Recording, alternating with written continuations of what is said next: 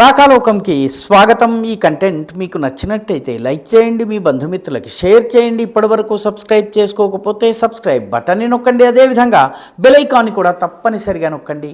జై హింద్ మిత్రులారా. గల్ఫ్ యుద్ధం ఇప్పట్లో ఆగేలా కనిపించటం లేదు. 21 రోజులు అయిపోయింది. అధినేతల్ని తొలగించేస్తే యుద్ధం అయిపోతుందని భావించినటువంటి అమెరికాకి ఆశాభంగం కలిగింది. యుద్ధము మరింత కాలం కొనసాగే సూచనలే కనపడుతున్నాయి.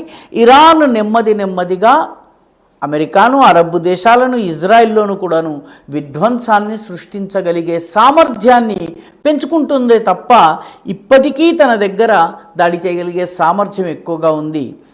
ఇంకెక్కువ కాలం ఈ యుద్ధం కొనసాగే సూచనలు కనిపిస్తున్నాయి.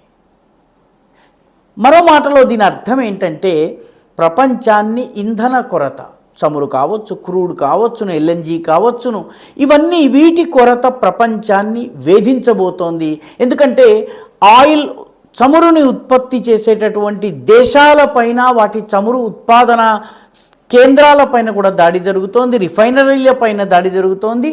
మొత్తం మీద ఈ ఇంధనాన్ని తీసుకొచ్చేటటువంటి స్ట్రెయిట్స్ ఆఫ్ హార్ముజ్ 22 కిలోమీటర్ల వైశాల్యం మాత్రమే ఉండి 6.4 కిలోమీటర్ల ప్రయాణ సీ లేన్ మాత్రమే ఉన్నటువంటి ఈ ఇరుకైనటువంటి జలసంధిని ఇరాన్ అడ్డుకుంటోంది.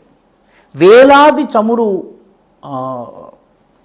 క్రూజ్లు అక్కడే ఆగిపోయినాయి. ముఖ్యంగా కంటైనర్స్ ఆగిపోయి ఉన్నాయి.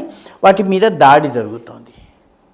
ఈ పరిస్థితిలో ప్రపంచంలోని అన్ని దేశాలు ఇబ్బంది పడుతున్నాయి. భారతదేశానికి కూడా క్రూడ్ విషయంలో ఇబ్బంది లేదు, కానీ ఇప్పటికీ కూడాను ఎల్ఎన్జీ విషయంలో కొంత ఇబ్బంది కలుగుతున్నటువంటి మాట వాస్తవం. ఎందుకంటే ఎల్ఎన్జీ ప్రధానంగా మనకి ఖతర్ నుంచి రావాలి. మన దేశానికి కావలసినటువంటి ఎల్ఎన్జీలో 49% ఒక్క ఖతర్ నుంచే వస్తుంది. ఖతర్లోని ప్రధానమైనటువంటి ఎల్ఎన్జీ ఉత్పాదన కేంద్రం మూతబడిపోయింది.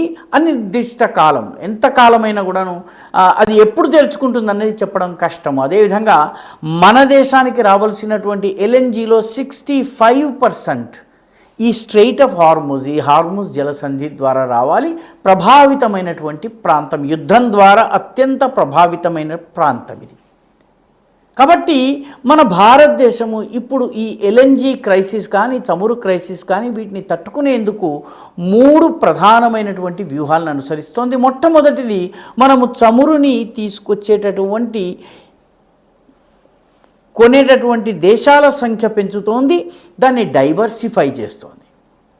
డైవర్సిఫై చేయటం అంటే అమెరికా, కెనడా, అదేవిధంగా ఆస్ట్రేలియా, దాంతోపాటు ఆఫ్రికాలో ఉన్నటువంటి నైజీరియా, రష్యా, అదేవిధంగా నార్వే, ఈ దేశాల నుంచి చమురు కొనుగోలు చేసేటటువంటి ప్రయత్నం చేస్తోంది.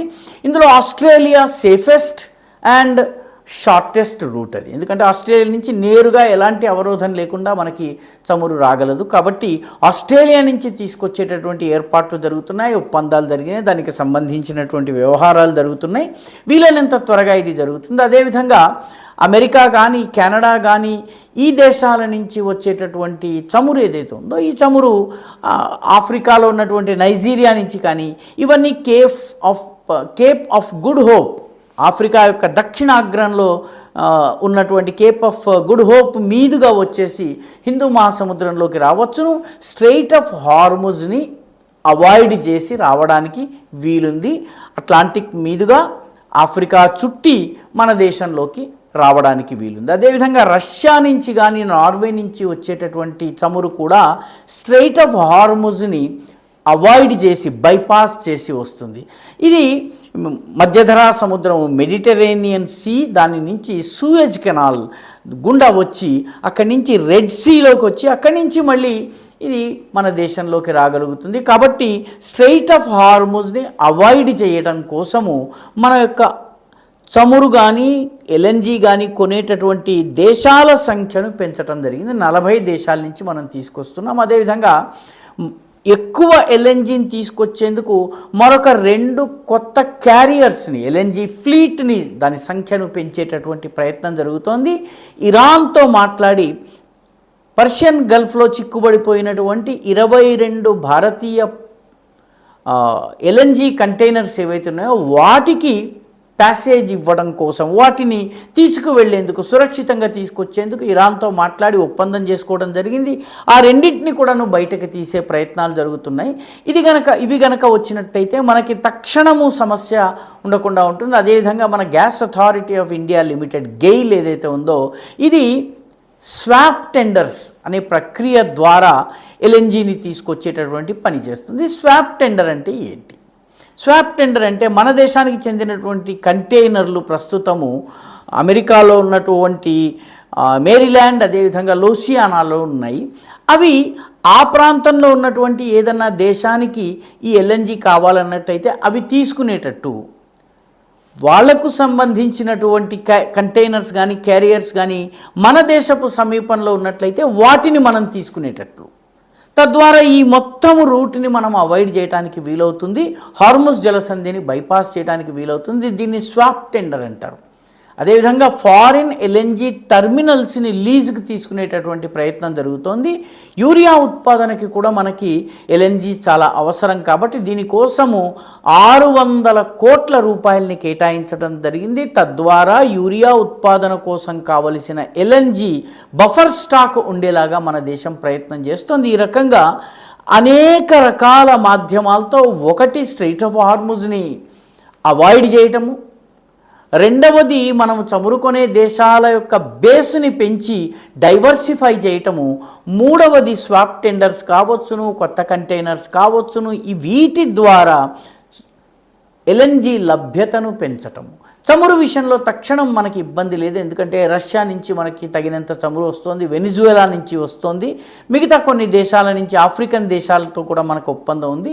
ఎల్ఎన్జీ విషయంలో షార్టేజ్ని తొలగించే దిశగా మన దేశము చాలా త్వరిత వేగంతో చర్యలు తీసుకుంటోంది. దీని పర్యవసానంగానే యుద్ధము ఎక్కువ కాలం కొనసాగినా కూడాను దాని తక్షణ ప్రభావం భారతదేశం మీద పడకుండా ఉండేలాగా చర్యలు తీసుకోవడం జరుగుతోంది.